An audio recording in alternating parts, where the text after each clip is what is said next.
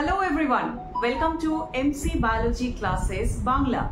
আজকে থেকে আমি শুরু করতে চলেছি a special series on numericals in biology. It's a highly requested series. আমাকে অনেক স্টুডেন্ট রিকোয়েস্ট করেছে, ইভেন আমার ইংলিশের ইউটিউব চ্যানেলটাতেও এই রিকোয়েস্ট আমি পাই যে ম্যাম প্লিজ নিউমেরিক্যালস এর উপর কিছু ভিডিও দিলে আমাদের খুব ভালো হয়। তো আজকে থেকে আমি শুরু করতে চলেছি series on numericals in biology. So without wasting time চলো শুরু করে দিই। স্ক্রিনে দেখতে পাচ্ছ question number 1। So let us start with question number 1। Question number 1 এ কি বলা হয়েছে? বলা হয়েছে how many meiotic divisions will be required to produce 200 seeds. ঠিক আছে, এবার এই ধরনের নিউমেরিক্যাল সলভ করতে গেলে তোমাকে কোন ফর্মুলাটা জানতে হবে?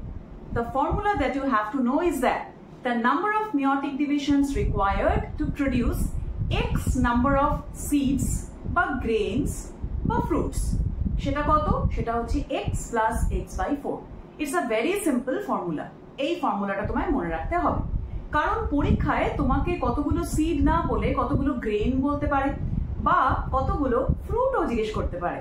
তো সবার জন্য এই ফর্মুলাটা সেম, যে x plus x by 4 হচ্ছে the number of meiotic divisions বা মিওসিস, যেটা দরকার certain number of seed তৈরি করার জন্য। তো এবার এই কোয়েশ্চেনটা কি বলা হয়েছে? এই কোয়েশ্চেনটা তোমার কাছে জানতে চাওয়া হয়েছে 200টা সিড তৈরি করার জন্য কতগুলো মিওটিক ডিভিশন লাগবে। তাহলে আনসারটা কি হবে? x এর জায়গায় তুমি 200 বা 200 বসিয়ে দাও। তাহলে 200 plus 200 divided by 4, that is 50. So 200 plus 50 gives rise to 250. Right answer. I hope it's clear to everybody. চলো এবার কোয়েশ্চেন নাম্বার 2 ডিসকাস করে ফেলি। কোয়েশ্চেন নাম্বার 2 তে কি বলা হচ্ছে? What will be the amount of DNA in meiosis II products if the mother cell has 40 picogram DNA in G2 phase? ঠিক আছে, কোয়েশ্চেনটা ভালো করে বোঝার চেষ্টা করো।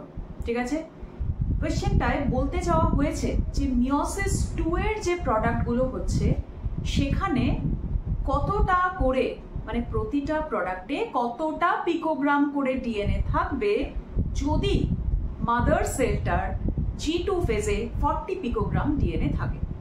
এবার যে ইম্পর্টেন্ট কনসেপ্টটা তোমার এইটা সলভ করার জন্য জানার দরকার সেটা হচ্ছে, আমরা জানি কি মিওসিসকে আমরা কি বলি? মিওসিসকে আমরা বলি রিডাকশন ডিভিশন বা বাংলায় বলা হয় হ্রাস বিভাজন।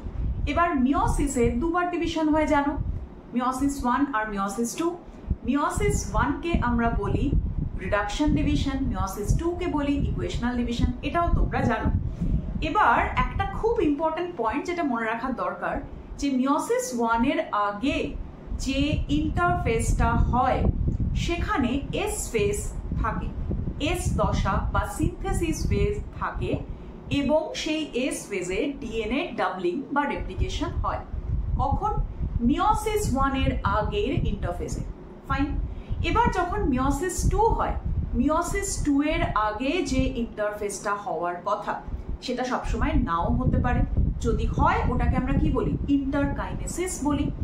আর যদি ওই ইন্টারকাইনেসিস ফেজটা হয় সেখানে কিন্তু এস ফেজ থাকে না, তার মানে মিওসিস 2 এর আগে কিন্তু আর ডিএনএ রেপ্লিকেশন বা ডিএনএ ডাবলিং বা ডিএনএ সিনথেসিস হয় না। তার মানে মিওসিসে যদিও সেলটা দুবার ডিভাইড করছে, যদিও মিওসিসে ডিভিশন দুবার হচ্ছে, কিন্তু ডিএনএ রেপ্লিকেশন জাস্ট একবারই হয়। সেটা হয় হলো মিওসিস 1 এর আগে হওয়া ইন্টারফেজের সময়। ঠিক আছে, তো এই কনসেপ্টটা মনে রাখো। এবার প্রশ্নটার দিকে আরেকবার তাকানো যাক। কি বলা হয়েছে? যে মাদার সেল যেটা আছে তার G2 তে ডিএনএ আছে 40 পিকোগ্রাম। এবার দেখো G2 মানে কি? G2 তো এস এর পরে আসে, রাইট? আমরা যদি ইন্টারফেজের স্টেজগুলো ভাবি, কি কি আসে? প্রথমে G1, তারপর এস, তারপর G2। তাহলে G2 আসে এস এর পরে, তার মানে ডিএনএ যে ডাবলিং বা রেপ্লিকেশন বা দ্বিত্বকরণ যেটাকে বাংলায় বলে হওয়ার ছিল সেটা অলরেডি এস ফেজে হয়ে গিয়েছে। তাহলে G2র পরে আর তো নতুন করে ডিএনএ পরিমাণ বাড়ার কোনো চান্স নেই, রাইট? তাহলে এর পরেও ডিএনএ 40 পিকোগ্রামই থাকছে। এবার তোমাকে জিজ্ঞেস করা হয়েছে কি মিওসিস 2 এর প্রোডাক্ট, মিওসিস 2 এর পরে কটা সেল তৈরি হয়? ইয়েস, আফটার মিওসিস 2 4টে সেল তৈরি হয়, তাহলে কি হবে? যদি টোটাল অ্যামাউন্ট অফ ডিএনএ হয় 40 পিকোগ্রাম, 4টে সেলের প্রতিটাতে ডিএনএ কত থাকবে? 40 divided by 4, that is 10 picogram. That is the answer. নিশ্চয়ই এটা ক্লিয়ার হলো সবার কাছে? কোয়েশ্চেন নাম্বার 3টা আমি করে দেব না, এটা তোমাদের জন্য হোমওয়ার্ক থাকছে। কোয়েশ্চেনটা ভালো করে দেখে নাও, বেশ ট্রিকি কোয়েশ্চেন। আগে বলে দিলাম কোয়েশ্চেনটা কিন্তু খুব tricky. In a pea plant, if each microsporangium has 10 pollen mother cells, then maximum number of pollens produced by 10 flowers would be.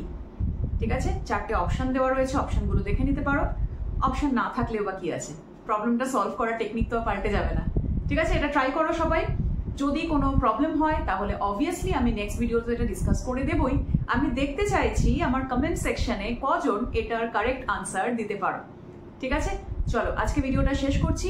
Numerical series continue হবে, আর ছোট ছোট করে এরকম ছোট্ট ছোট্ট ভিডিও দিতে থাকবো।